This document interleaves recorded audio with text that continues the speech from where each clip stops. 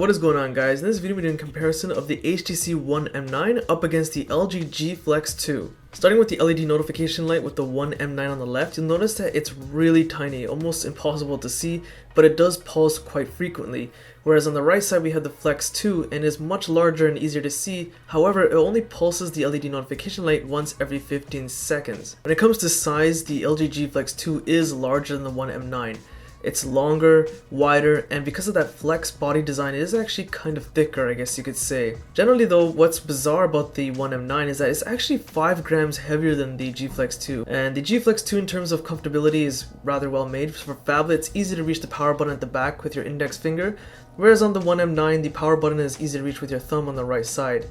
Generally, the comfort on the One M9 is not bad. You have this gold trimming on the side. Well, I have the gold version, but generally there's an extra metal trimming on the side, which provides an additional amount of grip, something improved over last year's model. Whereas the G Flex 2, because it is larger, you might think it's a little bit harder to hold, but because of that flex design, it feels a bit more natural to hold in the hand. When discussing which is the better looking device, this is something that can be argued quite a bit. You see, both devices look really cool in their own way. The LG G Flex 2 has that nice curve and black chic look, whereas the One M9 is actually all metal. So it's actually down to personal preference as to which device you prefer as the more attractive of the two. The One M9 above has a 5-inch 1080p LCD3 display, whereas below the G Flex 2 has a 5.5-inch 1080p POLED display. And on this particular picture, you'll notice that the colors in the sky on the G Flex 2 is a lot bluer than that on the HTC One M9. That's because the G Flex 2 has some special screen options available in its system settings menu, which you can make colors more vivid or more neutral. But this actually provides a bit more color pop on the G Flex 2 compared to the One M9. I'm not saying that the One M9 looks bad or dull, but because you have that option in the G Flex 2, you will have more color pop if you activate that feature. Generally though, in terms of sharpness and clarity, they're both pretty equal, but one thing to keep in mind is that the G Flex 2 can get a little bit brighter than that of the One M9. Not only that, its viewing angles are a lot more respectable. When it comes to RAM, the One M9 comes with 3 gigs packed inside, whereas the G Flex 2, no matter which version you get, will always have 2 gigs packed inside. Now the One M9 comes with 32 gigs of internal storage only, whereas the G Flex 2 comes in options of 16 or 32 gigs of internal storage. Both devices do have a micro SD card slot, so you can put an additional storage of up to max of 2 terabytes. Yes, you can put a 2 terabyte micro SD card slot in each device. Now when it comes to the processor, both devices have the same processor and GPU. It's a Snapdragon 810 octa-core processor, and both of them also have the Adreno 430 GPU. And the One M9, I have to say, is the most fastest and most responsive device I have ever used easily. As you can see, I'm going through my recently used apps list, and there's a ton of apps open, but it just opens them instantly. It doesn't seem to struggle at all. I've never experienced any phone able to keep up with me this well. And because the G Flex 2 has the same processor as the One M9, as you would imagine, yes, it is very fast and snappy. And despite it only having 2 gigs of RAM, it's able to open a ton of apps, probably more than the One M9. But do keep in mind that when going through my recently opened apps list, it does open the app just as quickly, but it doesn't load the interface as fast. It's not to say that the G Flex 2 is slow, because most of the devices, including say Nexus 6 or the Note 4, perform just as equal. It's just that the One M9 is by far the fastest. It's just an exception to the case. However, when it comes to playing the top graphic Android games, it doesn't matter which one I play, they both perform equal. Both of them are very fast, and I'm able to get some great graphic quality. I'm able to push all graphics to max. Both devices do support the same wireless technologies, so they both have a GPS, NFC chip, Bluetooth, Wi-Fi, which supports 802.11a, b, g, n, and AC. They also both have an IR blaster built inside, as you can see I'm demonstrating, which means you can use both devices as a universal remote control for your various home theater devices if they are able to be detected. And of course, they both also have Miracast support, so if your smart TV or your media player is hooked up to your TV and it has Miracast support, you can wirelessly stream whatever is being displayed on your phone straight to your TV. What you guys are seeing right now is actually 4K footage being recorded with the rear camera of the HTC One M9, which is a 20.7 megapixel camera, but the video footage is being compressed down to 1080p to match the rest of this video's resolution. Keep in mind that the audio is actually being recorded from my microphone. Generally speaking, the sharpness detail of the One M9's video recording is okay. It's nothing really to boast about, but it is certainly 4K footage that's better than 1080p. Keep in mind that you'll notice that throughout this segment, the exposure levels will change randomly on their own. Sometimes it'll get dark, sometimes it'll get brighter, and this is something I've noticed that happens with the front and rear camera of the One M9. However, when it comes to picture quality, it does a pretty decent job. This time you're seeing footage taken with the G Flex 2's rear 13 megapixel camera, and in terms of sharpness detail, it's a little bit better than the One M8. In terms of color pop, it's pretty much the same, although it has its own problem in which if you pan left and right a little bit too fast, the stabilization works against you and it can sometimes cause a warping effect. However, picture quality and picture stills is equal to that of the One M9. It's just pretty decent. And what you guys are seeing and hearing is being recorded all on the camera of the HTC One M9, the front-facing camera, and you will notice that the audio and video is out of sync. This is an issue when using the front-facing camera only. The rear camera and dual recording on the One M9 work fine. For some reason, just the audio-video syncs out when using the front-facing camera alone. So hopefully this is something that can be corrected with a software update. Other than that, generally speaking, the front-facing camera is okay. It does have that exposure level issue, just like the rear camera, where the exposure levels will go bright and dark randomly for no reason. And this time, as you guys are seeing, this is split capture mode in which I'm using the front-facing camera on the left and the rear camera on the right. And as you can see, there's no sync issue. So this means most likely it's a software problem with using the front-facing camera on its own. But generally speaking, the front-facing camera can record in 1080p at 30 frames per second. Also, when using split capture mode, both cameras like I am showing now, it can also record in 1080p at 30 frames per second. This time, all audio and video is being captured with the front-facing camera of the LG G Flex 2, and it does not have an audio sync issue. That's just rare and only occurs on the One M9. Generally speaking, the quality is okay, it's nothing spectacular, but it records in 1080p at 30 frames per second. This is what dual recording mode looks like on the G Flex 2. As you can see right now, the small camera is front facing and I can actually move it around if I wish to on the screen. And if I just simply tap on it, that'll actually switch. The front facing camera becomes the predominant feature of the video, whereas the rear camera becomes small, and I can simply tap on the small window again and it'll switch back to normal. The bizarre thing is that when recording with dual recording mode like I am showing now, it's capped at 720p, but older devices from even over a year ago can do dual recording and record at 1080p at 30 frames per second. This time I'm recording the audio from my camera mic because I'm doing my speaker comparison test.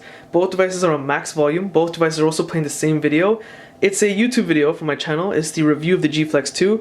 In fact, if you want to see the review videos of each device in which I go into much more details like their exact measurements, the exact processor and whatnot, you can find links to the review, camera sample videos, gaming demo videos, a whole bunch of other videos in the video description. So I'm going to be lifting the G Flex 2 up a little bit because its speakers on the rear, just so the sound can carry, whereas the One M9 has dual front-facing speakers, so I'm going to let it sit there. So let's start with the One M9. Micro USB 2.0 port to connect to a power outlet or to a computer. You have the first microphone and a 3.5mm auxiliary jack. Over on the left side we have nothing. Okay, now for the G Flex 2. USB 2.0 port to connect to a power outlet or to a computer. You have the first microphone and a 3.5mm auxiliary jack. Over on the left side we have nothing. And over on the top you'll notice that there's a secondary mic. So despite the G Flex 2 being quite loud for a single speaker on the rear of the device, it's no comparison to the One M9. This is actually one of the loudest smartphones you can get right now. In fact, in terms of sharpness and clarity, it's the best sounding one I've ever heard. One M9 comes packed with a 2840 milliamp battery, which is decent in performance. In about a day and a half, I can get about 2 hours of on-screen time. And of that 2 hours, I average roughly 40 to 45 minutes of YouTube, which YouTube is actually a massive battery hog because it is using the speakers, the screen, and the bandwidth usage also has a big effect on the battery. Keep in mind that there are also 2 battery saving modes built inside, but there's no fast recharge effect, and my model is the one that came straight from HTC because it's the factory unlocked version.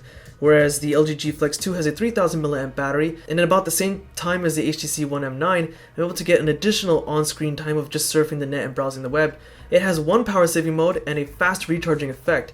I'm able to recharge about 50% of the battery in 40 minutes. Both devices come with Lollipop straight out of the box, and they both have a very minimalistic interface. The HTC One M9, as you can see, has very simple stock-like interface, but it does have some exclusive features. Not many, but there are some available. For example, there is a glove mode available in which you can actually wear gloves and you're able to use the screen at the same time. And despite it having Lollipop, I have to mention this, yes, it does have silent mode available. HTC kept this available, and I think that was a smart thing to do. You have a few gesture wake up commands. One of them is, for example, double tapping the screen to simply turn the screen on. You're also able to control the position of the control buttons at the bottom and add some additional shortcuts. For example, as you can see, I just switched the position of the back button.